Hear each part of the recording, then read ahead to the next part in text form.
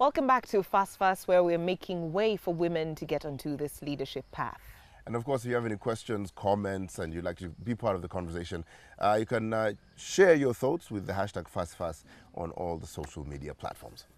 Now, before we went into a break, we were talking about psychological violence, how it affects women or female interaction in the political space or in other leadership spaces. I want to take us back from there a bit. Laura was talking about disadvantaged groups. She talked about women being one of them, and then the disabled. That's like being disadvantaged twice. So I wanted to ask if there are any statistics from anybody on the panel that show of disabled women who have risen to a top position in, now I'm going to say politics. In politics, are there any statistics of any disadvantaged women that have made it? Any notable names within Uganda currently? Yes. The women don't have specific statistics, and this is also a problem across the board for persons with disabilities. Our statistics are always scattered here and there. Someone has done a baseline survey, someone has done this. So we don't have really, apart from the last statistics that was general census for all persons with disabilities, and it's estimated to be 6 million Ugandans with disabilities. For women, I could only mention names. And if I was to look at the political space, I could talk about women with disabilities who are members of parliament representing people with disabilities. So they're none with constituency seats, or? I know Honorable Margaret Babadiri, who is the current woman member of parliament for Koboko.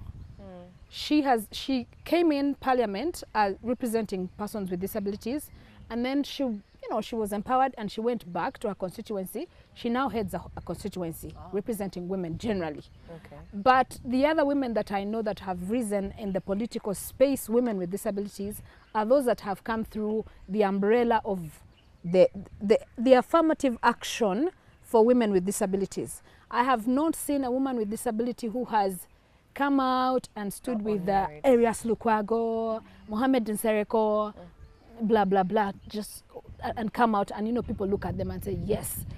Every time you are a woman with disability and you come out, they're asking you, which region do you represent? You must be representing disabled people. So they don't think you don't think you can represent other people. And for me, the problem with that is, I tell people that when we go to school, we don't learn disability. I'm a lawyer, someone can be a doctor with a disability, someone can be a journalist with a disability. But the tag, because I have a disability, then the work I do must be related around disability. It must be. To people's minds, I must be doing work. Would you consider that as violence? Yes, I'd consider that as violence. Stigma and discrimination. Is that just for women with disabilities, or is it generally that for people with disabilities, the landscape is unfair, even for politics? Because do you find someone with disabilities standing for normal political office, even amongst the men? It's not general, because when it comes to men with disability, they are always supported by their fellow men, depending on the way they think they have the ability to take on, to handle that position well. So most of the male with disabilities are always supported very well by their male as well as women counterparts, by the way. But when it comes to the female, like my colleague has said, being a woman is another disadvantage. And then those who could come to support this woman fear that they will see them supporting this woman, yeah. And in the long run, they don't get that support which is needed to get that political space. But I think otherwise, not totally wrong, all people with disabilities are disadvantaged on political playing field. That is true. But women are more disadvantaged. Because even when you talk about the Lukwagos, have you seen a man with a disability actually standing against Lukwago? It's not very easy. Yeah. But that also means, therefore, that when we are looking at issues of equity, the way we treat people in terms of leadership, it should not look at one's living with a disability as an issue. We should not look at one's having money as an issue. Those are not qualities of leadership. Yes. And therefore, these are the things that play against women. More. Now, to take us back, another thing that plays against women, which is violence. Do we as the public, now I'm going to take it back to us as the public, do we react to women who are involved in violence in politics? I'm going to give an example. Ingrid Turinawe. Do we still view her as a woman of power, as a woman who has something to bring to the political table? Do we view those women as women that can lead us? Or do we then say, nah, now that she's involved in that arena of violence in politics, she's not good for us anymore? What do you mean by involved in violence? No, as in, As in, either she's a victim or she has been what would the happen is perpetrator. Messenger would do something and go against the police, and Ingrid would do the same exact thing. Does the public view them differently? But the reaction is not necessarily one reaction. Some people, I follow Ingrid on Facebook, and she has a massive following of Ugandans of all, tribes.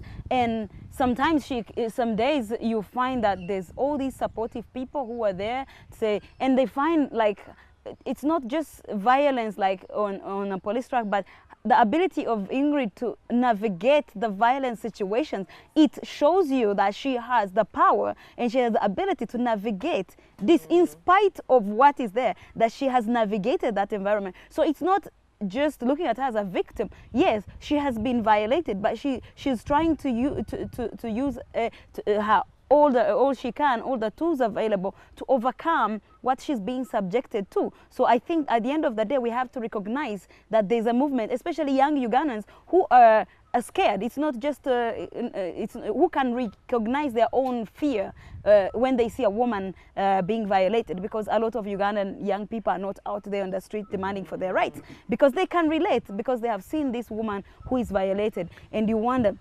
So there's that double-edged sword. Sometimes people would treat a woman who has been violated by blaming her. What are you doing there? Yeah. There's a section of that society. So society is not uniform. We have to recognize that the different reactions. So there are people that will support yes, sometimes her, they'll say, who be but like, what "It's were not you your doing? space." Why didn't you know the police was going to be there? And you're a woman. So the victim blaming, for in this case, and of course we see the same happening to other opposition leaders when people say, but what are you doing? Don't you know that you have to do this? Yeah. This whole conforming to what restricts us is for women, it's even much harder. But let's not think that the reaction is one. Otherwise, I've seen a lot of people supporting her and really seeing her as a champion of change. Well, thank you so much for that. Of course, it is clear that surviving the political world certainly requires a huge amount of adaptability. And someone who knows a lot about that is Communications Officer Sheila Ajok, and she's now hot set today.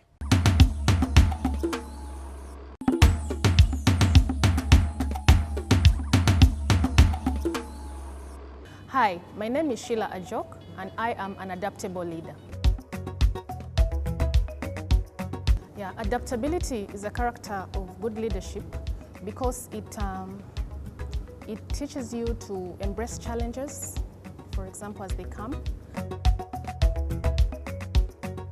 Yeah, I've demonstrated adaptability in my work through prior planning. For example, when I'm aware about an event, I do a lot of prior planning that involves informing the different people you're inviting. The greatest compliment I've received as a leader is that I'm a team player. I endeavor to involve the team, and they feel good about it. They feel like I appreciate the work. Do not sit back. Do not sit back. Always be the one that learns. Teach yourself new things, and I would also want them to be confident. They shouldn't shy away. Women are supposed to speak out. Fasi Fas to me means empowering the female leader, giving them a platform, like shoving them to go and stand out and showcase their talent to the world. So really quickly, I'm going to have your parting shots to especially as regards violence to women in politics, how it can be overcome, where we can go from here. And I think I'll start with Rosebell. All right. I think that we have very many different levels to work on, and they're all crucial. So nobody should say, if you work here, then we should start in one place. I think that we already have women in politics who have done a great job fighting this violence, and we need to use them. We need to support them. We need to ask them, where can we support you? How can we make the space clear, safer for more younger people? Because this is a country of 78% people below the age of 30. So if you're subjecting young people to violence, they will probably not engage. They will, beyond not just women, but young women, they will not be in that sector. Yet, for any country to move forward, you have to have the 51% of your population contributing to the debate and using their brain, because otherwise you're just using half or less than half of the country. So we must eliminate the barriers by working with those who are already in there and asking, how can we help? Should we go first with? Yeah. Just to build on that, also the women that have made it in life, we have a big duty, we have a big responsibility to mentor the younger women that are coming after us, because we're not going to be here forever. But also the young people must be willing to be mentored. Mentorship is lacking in this country. People are not in the business of mentoring the next generation. People are stuck in offices. People are stuck on jobs until they're... Oh, that's for Rosemary, not for me. And then mentorship is very important. So we need to think about mentoring the next generation. But also for women, those of us that have made it, how do we then work together? There's got to be unity. There's got to be a uniform voice amongst us, women for women, such that if Rosemary wants a position, Laura is not the one who is opposing her. It should be someone else. Laura should not be heard talking about Rosemary's, rising to the next level. Nicholas. It is very important to note we have signed up as a country in our constitution to be democratic.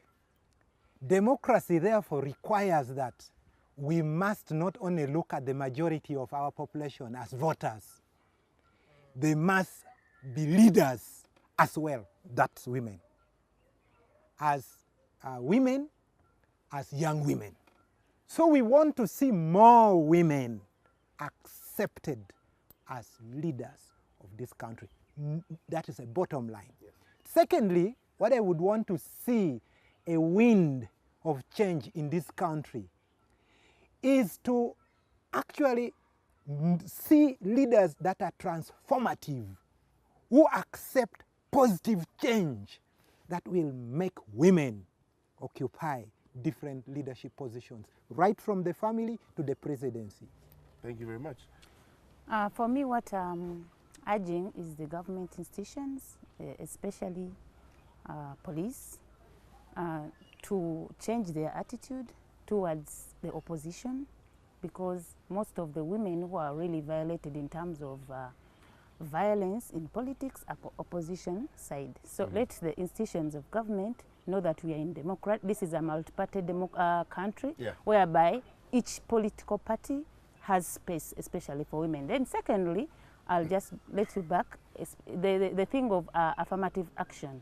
We have had many women coming to parliament under that affirmative action for that women's seat. Let those women who come into that seat at least stay there for 3 or 2 terms and give other women way to come also and occupy that space in parliament. Otherwise, we have women who have been using that same ticket for more than 5 terms. So that is why we are having 20 out of 100 women, 20 women and 100 men, because the space is for only those women. And then those ones who used that ticket for affirmative action, let them go back to their constituencies and mentor other young women to come and take on their seats. Well, and that sort of brings us to the tail end of this episode of Fas Fas. But before we go, here's a quick wrap-up.